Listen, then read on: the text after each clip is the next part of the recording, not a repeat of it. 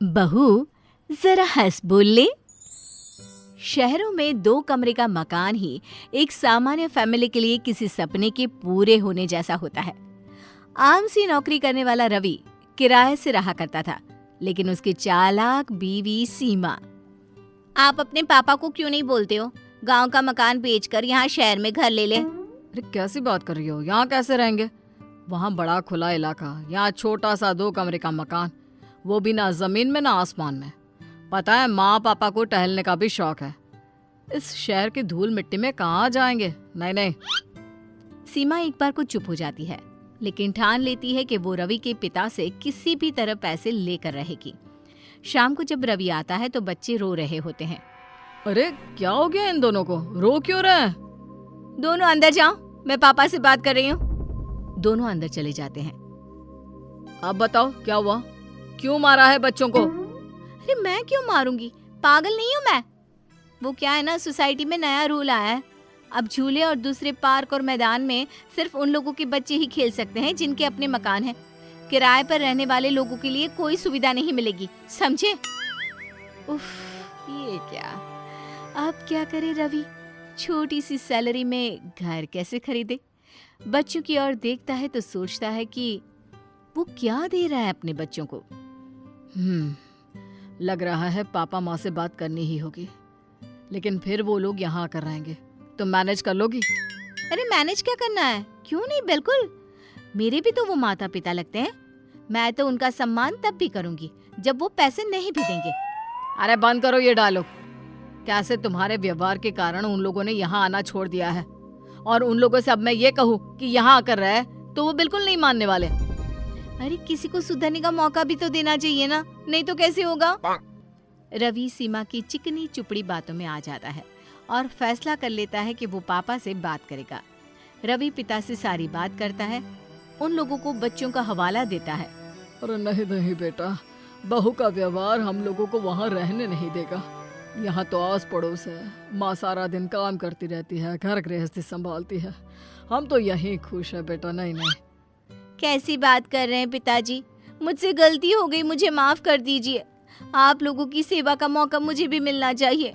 देखिए ना, सभी के दादा दादी बच्चों के पास रहते हैं। मेरे बच्चों को भी तो दादा दादी का प्यार मिले। सर पर पल्ला रखकर सीमा की बात सुनकर वो बेचारे पिघल जाते हैं। अब क्या, घर बार सब बेचकर वो शहर आ जाते हैं। हम लोगों को कितना छोटा कमरा दिया है। अरे कोई बात नहीं, कमरा बड़ा होकर क्या करोगी? यहाँ बहू बच्चों के साथ हो, ये क्या कम है?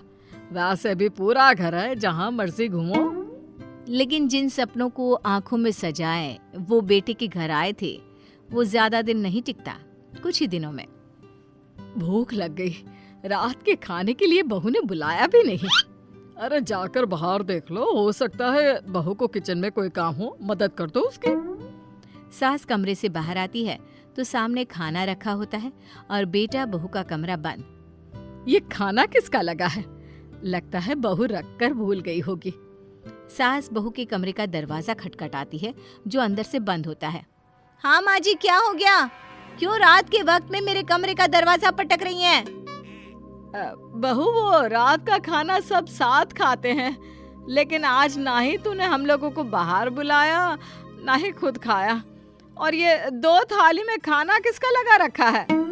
आपका और पिताजी का। और किसका? हम लोग तो खाकर सो भी रहे हैं। आप लोगों का खाना लगा दिया था। अरे लेकिन खाना लगाकर बता भी तो देती। क्यों माँ जी, देख लिया ना, खा लीजिए अब। सास को लगता है जैसे जानवरों को खाना दिया जाता है, बहू वैसे ही हमें खाना दे रही है। लेकिन वो कुछ नहीं बोलती। कहती भी तो क्या कहती? क्या हो गया? क्या सोच रही हो? खाना गरम कर कर खा लेते हैं। तो सास को खाना होता तो बार बार बहू का मुंह देखती। फिर एक दिन ससुर टीवी वाले कमरे में बैठकर टीवी देख रहे होते हैं कि ये क्या है पापा जी, आप अपने कमरे में क्यों नहीं रहते हैं? यहाँ लोगों का आना जाना लगा रहता है। जब आप लोग साथ हैं तो लोगों ने आना जाना भी बंद कर दिया है कि सास ससुर बैठे रहते हैं सारा दिन। बहू, मेरी भी कुछ सहेलियां बनवा दे। सारा दिन घर में बैठे बैठे बोर हो जाती हूँ। घर पर तो कोई हम लोगों से बात भी नहीं करता है। बहू, तुम सारा दिन आस पड़ोस में हंसी मजाक कर लेती हो, कभी कभी हम लोगों से भी बात कर लिया करो। क्या बात करूं आप लोगों से? हाँ, अरे ना हो तो गांव चले जाइए ना कुछ दिनों के लिए, मन लग जाएगा। वाह बहू, जब पैसे और घर चाहिए था तो ऐसे बातें कर रही थी जैसे। हाँ तो अगर यहाँ रहना है तो शांति से रहना होगा, नहीं तो। बहू के डर से अब सास ससुर कमरे से बाहर निकलना भी बंद कर देते हैं। अब एक कमरे में बंद सास ससुर को खाना भी बाहर रखा मिलता, ना कोई बात करने वाला, ना कोई कुछ बोलने वाला। एक बार बाहर से जोर जोर से हंसने की आवाज आती है। लग रहा है कोई आया है, हंसे बोले कितना वक्त हो गया है, काश हम बाहर जाकर हंस बोल लेते। हाँ सही बोल रही हो, चलो बाहर जाकर देखते हैं कौन क्या बात कर रहा है।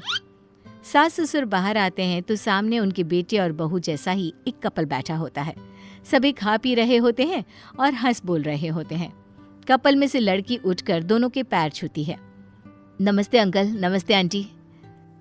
माँ पापा, आप दोनों कमरे से बाहर, कुछ चाहिए था क्या? हाँ बेटा, कमरे में बंद घुटन हो रही थी, बाहर से हंसने बोलने की आवाज आई तो सोचा देखो क्या हो रहा है। अरे हाँ हाँ, और आप लोग क्यों बोर हो रहे थे? सीमा भाभी तो इतनी हंसमुख है, जब से हम आए हैं वही बोली जा रही है। हाँ बिल्कुल, बहुत मजाकिया है। हंस हंस कर बुरा हाल हो गया। आप बहुत खुश नसीब है कि आपको घर में ही कॉमेडियन मिला है। माता पिता बहू और बेटी की ओर देखते हैं और कमरे में चले जाते हैं। अरे माँ पापा रुको ना, बैठो, अंदर क्यों जा रहे हो? कोई बात नहीं, जाने दो ना, मैं कमरे में ही चाय दे दूंगी। नहीं नहीं, चाय नहीं पीना। तो फिर और कुछ चाहिए क्या आंटी? बहू सास ससुर के बर्ताव से चिढ़ रही होती है, लेकिन मेहमानों के सामने बोलती भी क्या।